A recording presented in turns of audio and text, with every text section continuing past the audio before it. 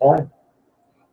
Hey, good evening and welcome once again to Fired Up. I'm your host for the show, Bob Irwin. We are coming to you live from the gun store here in Las Vegas, Nevada. This show is all about guns. It's about gun politics and self-defense issues. We are here on KSHP Radio every Thursday from 5 to 6 p.m. Pacific time. We are also on YouTube simultaneously, and we're setting up to do a simultaneous podcast so you can listen to us on your iPhone or whatever while you put your thing in your ears and can hear what's going on and listen to the show that way if you can't get a good radio signal. Anyway, all that is coming up, the podcast. We are right now on YouTube and KSHP Radio 1400 AM. My guest tonight is firearms attorney Donald Green. Don's been with us several times. He's known at all the gun shows around town as the firearms lawyer. Yes. And a little bit of your background, Don, if you would, please. Well, Bob, this is my 33rd year of practicing law, both here and in California.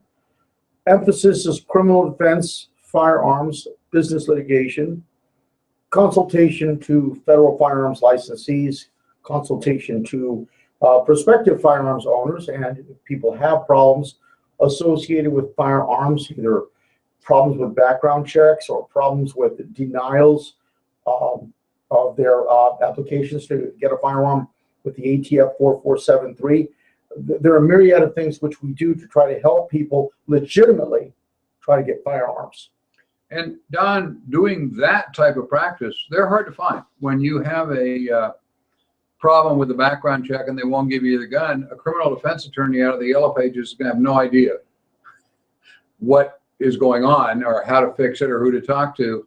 And Don does that. So if you're getting buried in the paperwork, give him a call. You'll find his contact information on our website, Fired Up with Bob Irwin, www.firedupwithbobirwin.com. His contact information is there. Obviously, it's available in legal directories and internet. Yes. Donald Green, attorney, Las Vegas. Easy to find. Or go to a gun show, and there he is. We are on email. If you have a question or comment, you can send a note to bob@firedupmail.com. And if you have something for Don, you can just send it to me and I will forward it. Or you can find his direct contact information, as I said, on our website.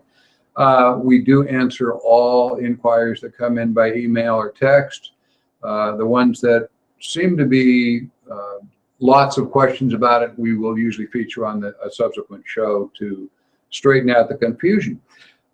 We always start our shows with a few self-defense cases. In the United States, hundreds of firearms are used in self-defense every week. And I tend to go through and pick out a few. Some are good, some are bad, some are stupid. But I try to pick out stuff that's educational for people that keep a gun in their house or carry one concealed, because something unusual happened in most cases, and it lets you put yourself in the position of the individual. And we're not criticizing what they did right or wrong. It's hard to do that, to be all right all the time under the stress of an attempted murder, per se. But it's to get you thinking ahead of time. How could you react to this and stay out of prison and stay out of lawsuits? Well, I can't keep you out of lawsuits with any kind of argument, right. But we can help you win lawsuits by not making it worse. If you kill somebody, very likely you're going to be sued. Count on it. The problem is losing the lawsuit. Anyway, because Fired Up is a nationwide show, actually worldwide, the answers we'll generally give apply to Nevada or California in Don's case. The right answer in Nevada may not be the right answer in New York City. Obviously, the laws are different here or there. So we'll give you some general ideas of what should be done, what shouldn't be done. But you have to kind of filter it with the jurisdiction that you live in. When you have a question, a serious question about how the law is applied, and you're living in Des Moines, Iowa, you need to talk to an attorney in Des Moines, Iowa, that's licensed there, that works with the law there, because there are a lot of them have little tweaked things that we're not aware of here in Nevada. Anyway, starting with that, we go to ABC News, Channel 5 in Cleveland. This was on 10/17. A yet unidentified 61-year homeowner told News 5 that his dogs alerted him to an intruder in his house just before 7 in the morning. He reached for his antique pistol in his nightstand as the bedroom door started to open. There's a husband and wife in bed. The husband said, I just went up to the door, pulled it open, and stuck the gun in his face. His wife, age 46, grabbed the phone, ran to the living room, at the same time retrieved her 9mm. The homeowner said he was unable to tell if the intruder was armed as he pushed him back into the living room. Soon, both the husband and wife were holding the 6'5" intruder at gunpoint. After 8 minutes, the Akron police arrived, took the guy into custody. The homeowner said it wasn't until investigators were processing the scene that they found a 9mm handgun in the sweatshirt the suspect had left on the couple's couch. He apparently left his gun on the couch and then went to search the house. Possibly not the brightest intruder of the day. Anyway, he lives in Akron, the guy. He was arrested, charged with aggravated burglary, having a weapon under disability. In their legal parlance, that means he's a prohibited person. It seems he was sentenced in 2001 for aggravated attempted murder and given 9 years in prison. Now he's out and apparently back in the business of being an intruder. Pretty straightforward. The couple saved their lives by being armed, and when a professional criminal broke into their house, I don't know if I should have left that as part of my comments. He's kind of unprofessional leaving his gun. If he left it on the couch, in the living room. sweatshirt, yes. Yeah, that was his mistake. Good for the homeowners. The dogs woke the couple up. That changed the thing completely when they were awake. They had their firearms, saved their own lives. One of the interesting things here, they did everything right. They're holding the guy at gunpoint. Didn't kill him. Great. The 8-minute response time for police officers to a 8 a.m. Lots of cops on duty at 8 a.m. This is not the middle of the night. And it took them 8 minutes. That is right on the national average for police response. I think here in Las Vegas, we're running about 7 minutes with the major departments. Boy, can you think of what could go wrong in 7 minutes or 8 minutes if you don't have a firearm? This guy, 6'5" intruder, would have had them for lunch. Have a gun. That's all I can say. This is a good case. I like it. They didn't kill the guy. But what I don't like is the constant here, the long response time for police.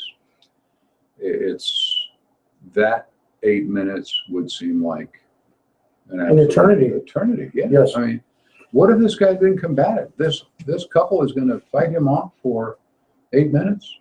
They wouldn't be able to fight him off. And Bob, this is a really good example of there's 3 points here, which whether you are in Ohio or Nevada and California specifically, there's 3 points. First, they're in their home, and every state recognizes some form of the castle doctrine. Yeah. Defending in your home, you have a right to be there. It's your home. Second, notice that the homeowner, the male with the antique firearm, could not tell if the perpetrator was armed. That's not the standard for pulling a firearm in your house. No. Because you don't have to see that. Whereas, let's suppose that they were in a parking lot at Walmart. Yeah. Then, if the guy's just coming up to you, to some homeless guy looking for change, this isn't what it was. Middle of the night, it was at night, dogs alert, husband wakes the wife. Wife has presence of mind to get her 9mm, which I think was in a different room. Yeah. Okay. Well, you went and got it. Back out. Now, when they hold a man for the eight minutes or whatever it was for the police to get there, we have to reach back to the Heller decision, authored by the late Antonin Scalia. And one of the prime things in the Heller decision was that to have a handgun in defense of the home. There was a primary point which Justice Scalia had mentioned. It's still the law and was reaffirmed again, regardless of what the mainstream media says. It was reaffirmed in March 2016 in a very, very obscure decision called Caetano, Caeteano versus Massachusetts.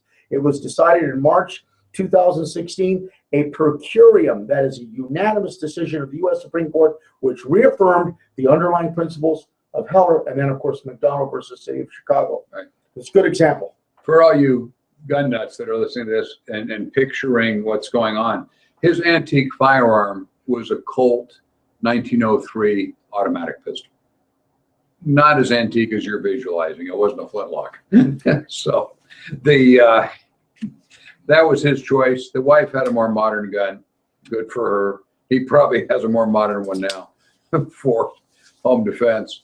EastIdahoNews.com. This was on the 28th, pretty recently, in Rigby, Idaho. Jefferson County Sheriff's deputies responded to a gunshot wound call in the 4300 block of East 300 North at 8:30 in the morning. The investigation revealed the homeowner had discovered a suspect inside his residence. The intruder reportedly fired multiple rounds from a handgun at the homeowner. They see each other. The bad guy fires multiple rounds at the homeowner. The resident wasn't hit by any of the shots. The homeowner's 17-year-old son retrieved a shotgun and shot the intruder once in the lower abdomen. The suspect was found in the front yard of the residence on deputies' arrival. The suspect sustained a significant gunshot wound to his lower abdomen and was transported by Idaho Falls ambulance. He's in fair condition, expected to survive. The homeowner's family's name will be withheld from the news. Jefferson County Sheriff was assisted by the Idaho State Police. Charges are pending against the wounded intruder. They're investigating to see why the guy was in there, what he thought he was doing. The detectives can't speak to him because he's still messed up with his injuries. If you don't understand a shotgun wound to the lower abdomen, we could make it more clear if this wasn't a G-rated show. Absolutely. Anyway, the suspect entered and just started firing in this case. I say we have no motive so far, but obviously this clearly is a case where a deadly defense is fine. The guy just walked in, it's 8:30 in the morning, and started shooting. That's why the police have not, they really want to intervene him and find out what's going on. Was this an attempted home invasion? Was it a burglary and he just decided to shoot at people? And I'm going to guess here because I don't have the rest of the data, but having looked at a few thousand of these where somebody just comes into a house and starts shooting, the bad guy might have had the wrong address. It could be a revenge shooting and he's at the wrong house, or he was told, you know, this is the guy at this house shot his gangbanger friend and he's out for revenge. When I saw the address of 4300 East 300 North, boy, would that be easy to ball up if you hadn't been in the house before. I balled it up 3 times trying to type the outline here. That it may have well been, you know, something else going on entirely the homeowner was involved in. But in any case, if somebody walks in your house and starts shooting, have a ball. You are clearly on legal grounds. Again, the point of the story is, had this homeowner not had a firearm, or his 17-year-old son had the presence of mind to grab, this is Rigby, Idaho. Everybody's got a gun. You know, I mean, come on. This is not where you want to pick a general house and start shooting at people at 8:30 in the morning. They're all awake, you know, and here you come. This guy is, there's something else going on here. This guy couldn't be that stupid. Well, it could be. It could be. Some of the cases that come through my office, Bob, this is a superior example of 2 important points from a defense perspective and a legal perspective. We have the 17-year-old in his home who goes and retrieves the firearm. Now, some of these mainstream pundits would argue that he shouldn't have gone to get the firearm. Yeah. But in Idaho and definitely in Nevada, he's in his own home. And notice that he's 17 years old.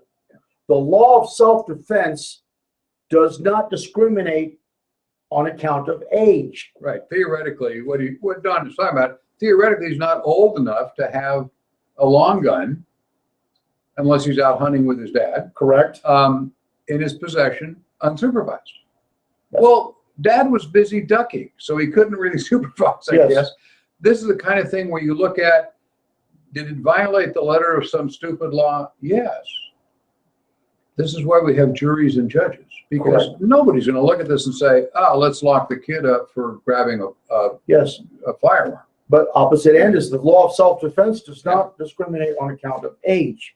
So if the kid was 4 years old and had the presence of mind to get the shotgun and discharge it, it's still a justifiable shooting. Absolutely.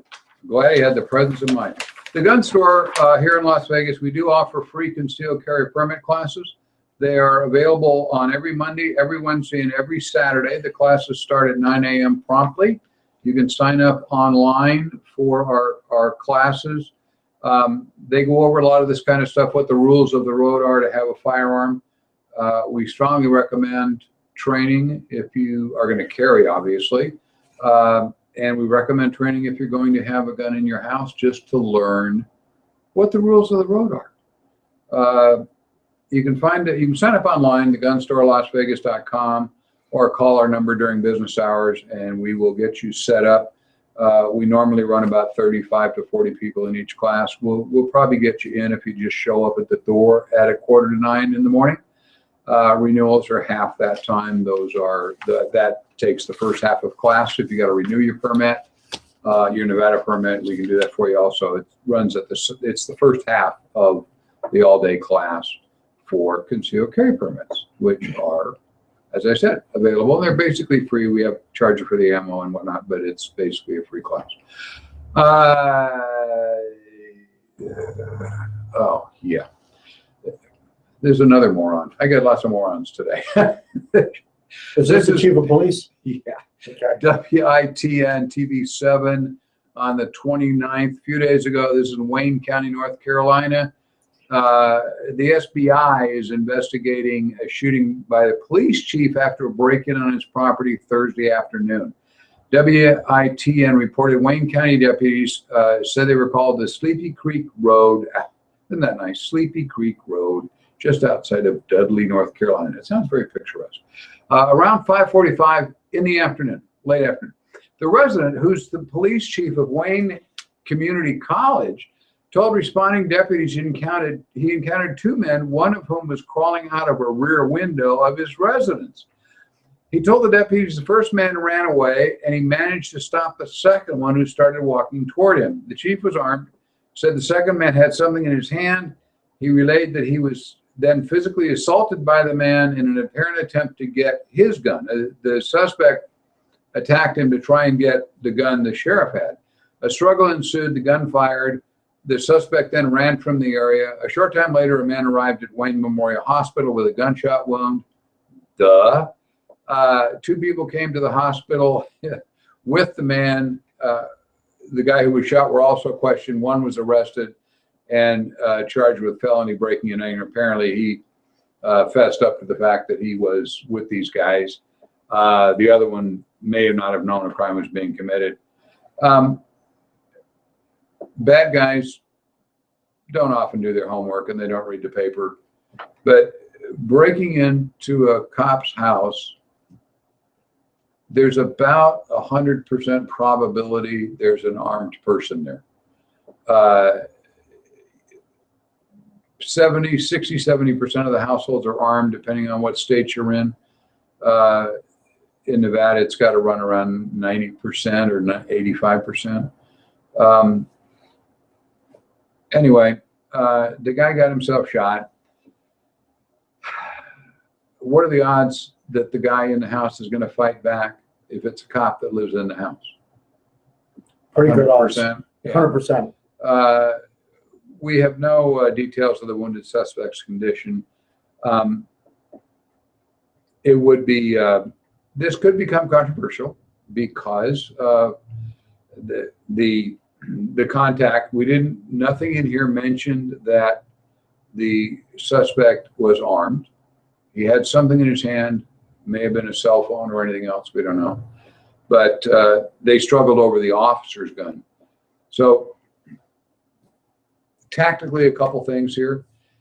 If you have a suspect in your house, on your property, trying to grab your car, whatever, try to keep enough distance that he can't reach out and grab your gun. If he is armed and you're holding your gun or you're close enough to him, he can get it. He will try to get it. In this case, as they fought over the gun, the bad guy got shot. Good. We've seen cases the other way where the bad guy gets your gun and shoots you with it. Not real common, but it does happen. So it's possible to keep your distance. I don't know if the chief did anything wrong here because we don't know the physical layout. There's not videotape of what was happening between them. But the guy got close enough to grab the gun. He came in unarmed. The police officer approached him with a gun. Possible litigation over this. If we have a family out there that says, my poor unarmed young son was just in the wrong house, he'd been drinking and and this guy shot him. I think the police chief is absolutely fine here in North Carolina, but this is one of the cases where the advice is the police chief, and he should know this, tells the investigators from the the county police, because the county police are going to investigate it, not his department, obviously. They don't investigate their own shootings. He needs to dummy up like anybody else should and talk to an attorney and have one present when he starts making out reports. It's no different for a police chief. He can make the same mistakes everybody else does. Absolutely. So if you've got something, you look at this and the smoke clears and the guy, was unarmed and you were fighting over the gun, it's very, very, very likely a good shoot. Is there very likely to be a lawsuit because the intruder was unarmed? And this intruder, he had some criminal problems, but he was turning his life around. He was planning to start a community college the next day. I'm sorry, I'm just repeating what you hear from all of these guys. They weren't really bad guys because the moment they got shot by somebody, they were turning their life around and about to become honest citizens. And that's what you'll hear. Prove he wasn't. It brings lawsuits, and treat it like a lawsuit. You have a lawyer in your back pocket when you start talking to people. You mentioned a very critical point here 2 or 3 times in this scenario, and that is the potential for a civil lawsuit. We have the police chief encountering 2 individuals, one of whom is exiting the residence through a window. Although there is a struggle in the house, and maybe there's some form of castle doctrine, or I'm just defending my property or whatever, from a civil litigator's perspective, and this goes to all of your viewers, was the response by the police officer before the struggle starting to be proportionate to the threat? Because one of the people was leaving the house. Once the struggle ensued and the perpetrator was shot, again, you will have these TV lawyers who will still file the suit, trying to get money out of your homeowner's insurance, or if you're have the presence of mind to carry concealed insurance, well, they try to go after that and try to force some kind of settlement. But the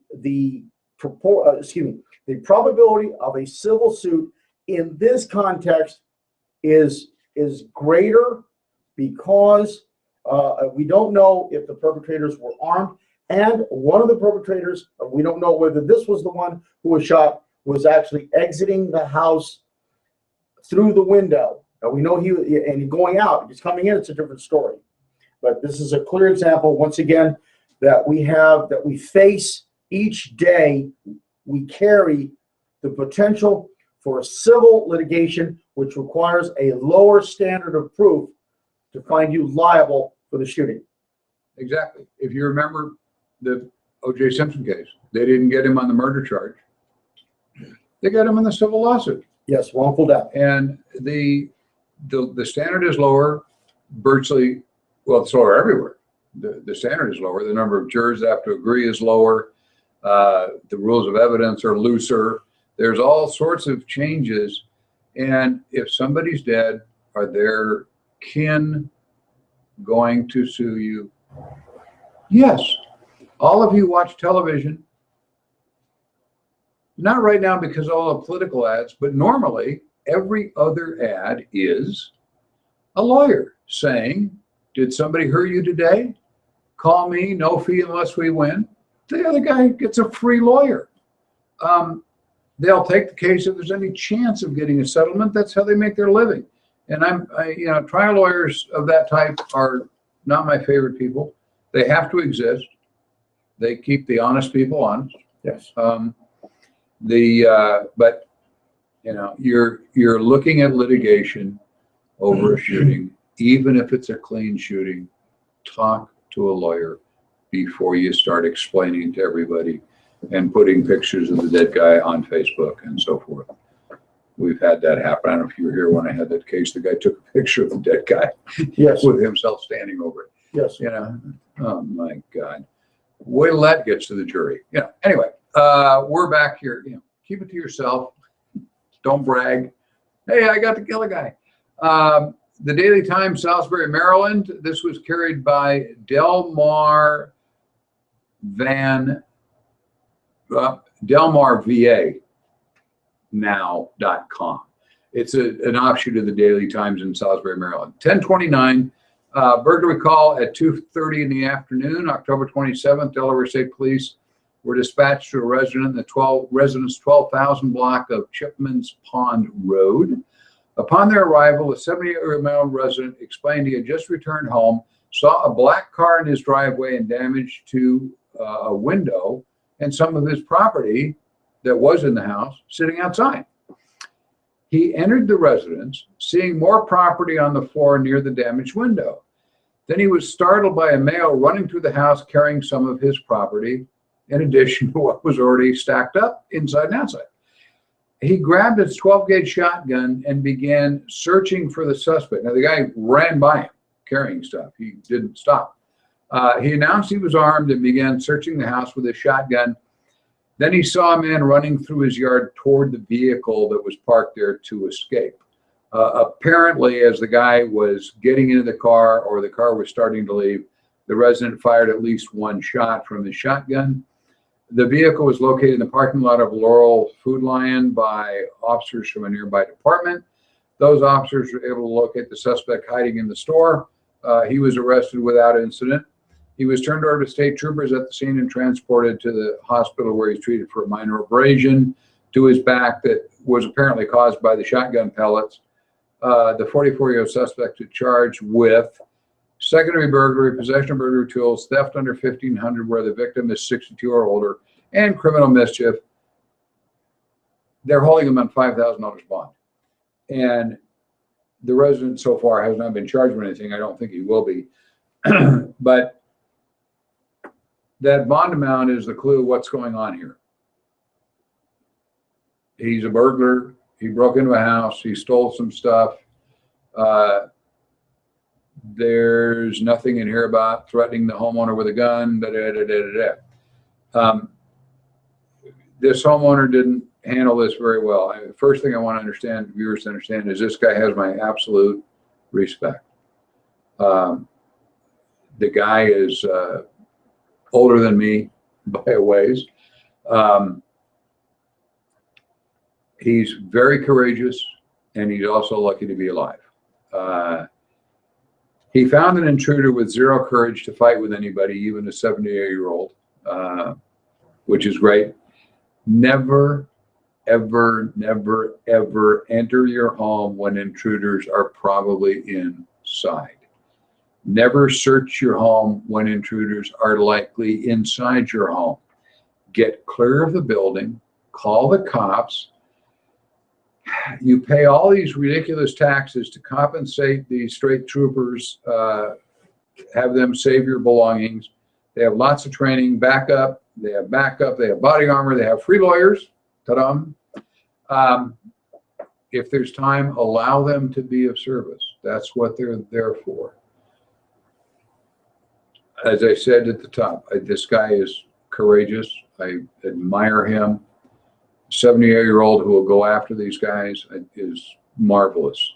I wish he was my next door neighbor. No offense to my next door neighbor. But what was gained here versus the risk is way, way out of line. He could have been easily killed by this guy. Don't do that. If you're clear of the house, call the cops, hide outside, and wait till they get there. That's easy. And I'm not telling you don't be brave and courageous and chase people down. And I'm going to get email from several people about, this guy's not a bad guy. It was just foolish for him to do. Are you talking about the homeowner? The homeowner. Yes. He shouldn't have done it. Yes. Well, Bob, in the near 30 years that I've known you, both in law enforcement and as an expert in self-defense, one of many things has always been consistent, and that is, don't go into the house when something's going on. Call the police. And notice here that the homeowner comes up on this situation. The homeowner goes into the house. The homeowner sees property laying on the floor. That's an indicator that you need to get out of the house. The resident grabs a 12-gauge shotgun. He begins searching his own home. The suspect runs by him. The suspect runs out of the house. The owner shoots at the suspect from the house. Now, in Nevada, this man could be charged with felony, discharge of a firearm from an occupied structure, attempted murder of the victim. And notice that in your comment at the end, the resident has not been charged with any crime. Not that the resident won't be charged with any crime. It's possible that he will. In Nevada and California, I would say that it's better than 50-50, that this is going to go through some further review by the district attorney's office and or the police. Final recommendation, it's up in the air, especially with the critical points which you've mentioned today. I agree. And this is one where I think if this guy actually is charged with assault with a deadly weapon or whatever, a jury, I cannot see a jury convicting him of that. Or if he is convicted, him being sentenced to anything. He's 78 years old. The guy wasn't seriously injured, et cetera, et cetera. And that'll save the civil lawsuit too, I think. Now, I'm kind of more confident in juries than Don is. And I've seen juries go south on cases that you look at go, what case were they here looking at? Right. Juries are always a crapshoot. I think my non-lawyer opinion is a jury will save this guy if he's charged with any crime at all. I think the prosecutor will look at it and go, do I really want to take this guy to court and say this is a bad guy? He's not. He's a good guy. So hopefully not. Jurisdictions are jurisdictions. We're in Maryland here, not known for its pro-gun self-defense bent. Sorry, Maryland guys, but you've got a lot of people in office who I question a lot. Anyway, don't do this. That's the point of the show is to save you the risk. The guy's in your house, call the cops, hide outside and wait. Yes. And so you have to wait an hour and a half. What's going to happen? You're going to lose stuff. You're going to have the guy's license number. If you got a phone, take a picture of his car. He ain't going anywhere. He's caught. No reason to risk anything. None at all. He won't even escape with your stuff. Again, free classes on concealed carry permit every Monday, Wednesday, and Saturday here at the gun store. Go to thegunstorelasvegas.com and you will find all of that information. I got to do this story, and we're going to run out of time. I always make more outlines because I keep seeing something else go, oh God, I got to run this. How to do that story. Ooh, I want to do the pizza one. Let's go to Yeah, that's a good one. The employee, Yeah, that's excellent. that's good. That's a very good That's a point. great story. This is WSOC TV5 in Charlotte, North Carolina, program area. On the 30th, day before Halloween, West Charlotte Pizza Hut employee shot and killed a man trying to rob the restaurant early Sunday morning, according to the Charlotte Mecklenburg Police Department. 3 people tried just before 1:40 a.m. to break into the Pizza Hut on Freedom Drive, according to the officers. That tells me that it was closed at the time and they were inside cleaning up and so forth. Police say the initial investigation shows an employee fired his personal handgun at one of the armed intruders. The man died at the scene and has not been identified. The officers found a gun the would-be robber was carrying at the scene. 2 other assistant robbers, if you will, ran away on foot. They have not been found. No customers were in the restaurant at the time. The other reason I think it was closed. No arrests have been made. So we have basically a guy cleaning up after closing at a Pizza Hut. 3 guys come in. We know the one was armed because he had the gun on his body. The other 2 ran away. They haven't been caught yet. No customers. Again, there's lots of things indicating it was closed at the time. Now, the pizza guy saved his life, and presumably any other employees who might have been in the store helping at the time. The article didn't mention that. I would assume there's more than one there, and they all close up and go out together. That's pretty standard for any restaurant when they close at night. The robbers broke in. We know they were closed. Here's the interesting thing. Now, what is the firm's policy about their employees carrying guns on property? If the store is closed, does that still apply? Hopefully he'll keep his job if he still wants it. I'm not sure that he would. Given the number of intruders, it may have been a gang hit for the robbery. It may have been just the bad guy's friends are going to come back and go after this guy for killing their friend. Hopefully this guy can, this young man can put his life together after the incident. This is in here for a couple of reasons. A shooting, this is a perfectly valid shooting. Robbery, 3 guys with guns, he fires at him, good for him. The 2 other bad guys run when their friend is shot and leave him to bleed to death on the floor, which is typical of the bad guys. They leave their friend there to bleed to death. But now what happens? He's still got to have a life. Is he going to have gangsters hunting for him for the rest of his life for killing their friends? Does he have to move to another town to get away from the pressure? I mean, this, certainly he's not going to keep working at the same Pizza Hut because somebody's going to come looking for him. Bound to. This guy killed my friend, you know, and here it comes. If it's a gang involvement, it's even worse. This will change this young man's life forever. I don't know. We have witness protection programs for self-defense guys who accidentally or on purpose kill somebody who was trying to kill them. But what do you think happens to him after this is over? Now, nobody really wins gunfights. You can save your life, but the aftermath can be, and I hope it isn't in this case, but it can be just dramatically life-changing. Yes, it can.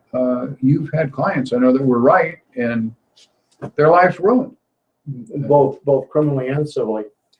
Bob, this is probably one of the most important things about the Fired Up program you have every week. This case is 124 hours old. Yeah. This show brings in timely examples that you hear every day at the same CCW course. It's one of the values of this course. This shows that most CCW carry concealed shootings happen outside, in the home, at work, or in a vehicle. This one, of course, is at work. You bring an excellent observation. Was he allowed to carry it at work? Was it during normal hours? Was it after the closure of the business, but he was still working there in cleanup or whatever? What is that policy? Suppose it was a violation of policy. Would that reach to the level of criminal charge? But a dollar to a donut, a civil lawyer representing the deceased or the person who was shot is going to pick up on that, sue Pizza Hut for everything they've got. They won't sue. They'll sue the guy because he was the No, shooter, but they're not trying to get money from anything him. out of him. It's Pizza Hut. Exactly. And Pizza Hut's lawyers will probably, settle the case just to avoid any further publicity. And I guess one of the big things is if you're an employee, I mean, it's hard to ask your major corporation, such as, suppose that you're, and I'll only take just a moment, suppose that you're working for a major coffee shop chain, which you see all over Los Angeles, all over Las Vegas. I won't mention their names. Suppose you call corporate and you say, my name is Bob Smith, and I'd like to know if I can take my pistol while I'm making the caramel macchiatos at this particular coffee shop. No. No, but you see, that's just it. Who do you ask? I've been in Phoenix where at a subway near the Department of Corporations downtown, close to the Diamondback Stadium, the girl who was making my sandwich and the sandwich for my daughter during the day was packing a Glock. I don't know exactly which one it was, but she was packing it while making my Italian sandwich. That's fine, no problem. But if you're working in a high risk area, possibly Pizza Hut, 1 or 2 o'clock in the morning, maybe just something with the manager. You talk to him. Can I bring my CCW? Is it authorized under North Carolina law? Is there some county ordinance which prohibits it? Double check that. But this is a really timely example. Again, now 124 hours and a couple of minutes old. Yeah, when I saw this, I'm looking at this guy and I'm going, oh my God, this is going to just, if he's dating a girl and they're getting married or all the other stuff that's going on in his real life is all going to be disrupted. If he's got an apartment and he's got family members living there, we need to move them because, they're going to find out where he lives. It's a disaster. A couple of things. We're going to talk about a couple of gun issues now. We got about 15 minutes of our time left. Chicago Tribune, I picked up a story from them. This is the deadliest weekend of the year so far. If you think gun control works, at least 17 people died over this past weekend, bringing the death toll in Chicago to 638 people. So far, more, that's this year. So far, more than 3,660 have been shot. And there's 2 months left. 2 almost full months left for more. And this is going to be the deadliest year they've ever had. This Citizens Committee for the Right to Keep and Bear Arms that republished this from the Tribune said in an editorial that continued slaughter is proof that the city's gun control laws are an abject failure. No kidding. If you believe that gun laws will reduce crime, there is no area that I know of that's stricter than the city of Chicago. There may be some that are equally, although Chicago does issue concealed carry permits now begrudgingly, and New York City still doesn't. How can you justify the statement they all make with Proposition 1 and everything else we get here in Nevada, that gun laws reduce crime? The most crime-ridden area in the country is Chicago, clearly, and they have the strictest gun laws in the country, probably are very close to the most strict. Is it possible that in Chicago, it's actually social issues that are causing all these murders and not gun laws? Give me a break. I mean, this is just ridiculous. I, there's nothing really to add to that, but the more gun laws we have, the more honest people don't have guns, the more honest people don't shoot the bad guys, and the more bad guys shoot honest people. And you have unarmed crime victims, and away you go. Kind of related, National Shooting Sports just finished digesting a new Gallup poll on the 31st. This is like 3 days ago. Showing support for the ban on assault weapons hit a record low nationally of 36%, with 61% of Americans opposing a ban on what they call assault weapons. That's the highest percentage of opposition ever recorded, and it comes despite all this crap that's going on with Hillary beating your gun about modern sporting rifles are dangerous and anybody has a machine gun type weapon, The public is against it. They do not support the ban on assault weapons. They do not support the ban on high capacity magazines. This is Gallup doing the survey, not the NRA doing the survey or the pro-gun whatever doing the survey. It's not the anti-gun group doing the survey. It's Gallup. If there's any slant, it would be a little bit to the left. Yes. But they found, and then they talked about Hillary continues to push for assault weapon bans. We had when her husband was president, and that didn't go anywhere, and the Congress rejected it because it didn't reduce crime. Mrs. Clinton recently called for a reinstatement of the national assault weapons ban and a prohibition against high-capacity magazines. That shows how out of touch she is with the real world. 61% oppose that position. Even lots of folks that don't own evil assault weapons. Yeah. Didn't murders exist prior to evil-looking guns? I mean, it was the second crime in the Bible. Was murder. The first crime was, against God, and the second crime was Cain killed Abel. Murders happened. They had murder rates in every civilized ancient culture, and anyway. Yes. Bob, can I add a point on your Gallup poll? Yeah. For just a moment. Most of the mainstream media, as we found out in an independent research, and of course this is because of gun rights and being involved with some organizations. The media assault on the rifles have like 99.9% stated, quote, that the AR, end quote, designation in AR-15 is assault rifle. And that is not true.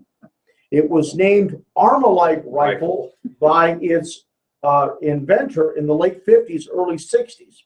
But they bundled it together with all other automatic, semi-automatic type rifles.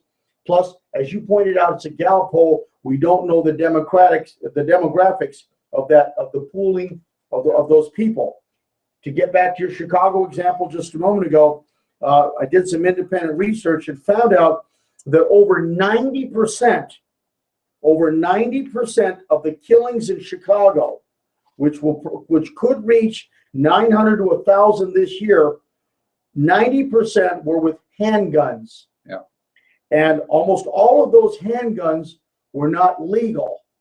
We do note that Illinois has made some inroads concerning handguns, but also I point out to the viewers that the second in a series of Second Amendment cases by the U.S. Supreme Court was McDonald versus City of Chicago, right, in which a majority of the current U.S. Supreme Court voted to say that the Second Amendment applies to the states through the 14th Amendment. It's a process in the law called the process of incorporation, and it took some 218 years for that to happen after the ratification of the Constitution in 1792. So it shows that gun rights, gun cases, gun law still very active and still being litigated and still being resolved by the U.S. Supreme Court. Yes. And I can confirm one thing that Don said from personal experience. In my misspent youth, when I was in high school, I worked one summer at Armalite as a Boy, that sounds good if I don't tell you I just fetched coffee and swept up, as a high school kid. But AR does stand for Armalite Rifle. And then when they made shotguns, they called it an AR something also. So that kind of went away. But that was the original. When they made the AR-1, that was the AR. It was Armalite Rifle, and they kept that. We have an election coming up. I'm going to talk about that here, briefly. In Nevada, we've got the issue of the background check thing. It's a trap. Vote no on question 1. It's only going to create Hillary's list to tell her where the guns are if she wins the presidency. Going down all of the folks that are running for assemblies and various offices, the quick way to look at this is vote for the ones with an R behind their name. I know that some of them are really awful on taxes and school funding and eminent domain cases and a host of other issues not addressed in this show, but all the R's are better than their opponents on gun rights. If there isn't an R, vote for the L, the Libertarian. If there isn't an L, vote for anybody but the D.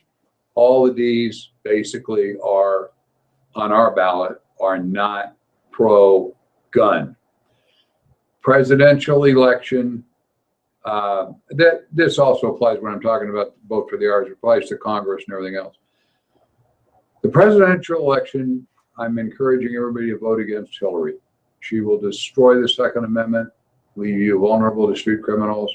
There's a lot of other things wrong with Hillary's thing, and I'm just going to stay on gun issues here.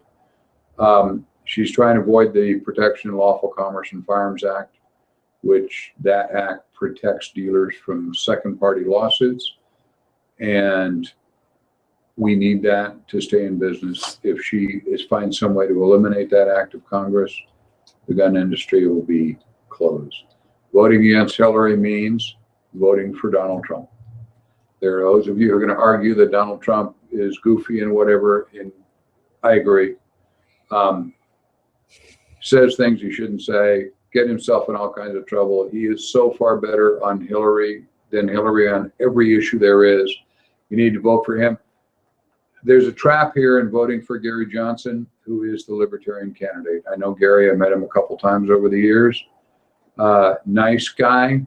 If you vote for him, you're taking a vote away from Donald Trump. We're going to need every vote out there. Gary, you're a nice guy.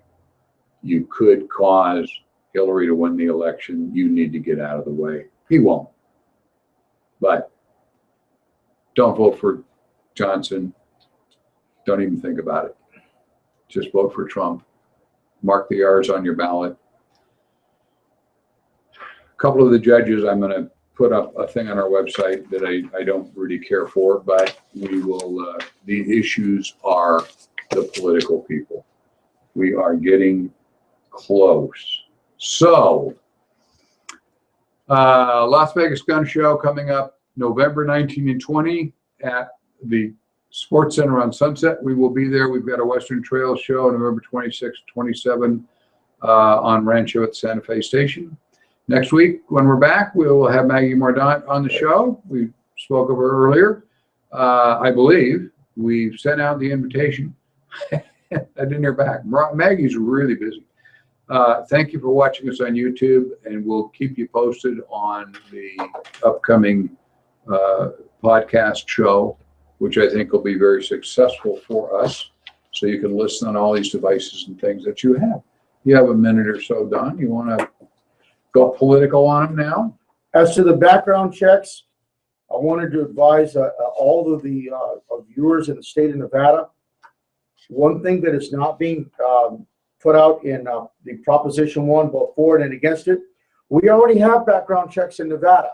It's part of our law. You can go to the General Services Division of the Nevada Department of Public Safety, Brady Unit, and actually download a background check form. It looks like the ATF form 4473.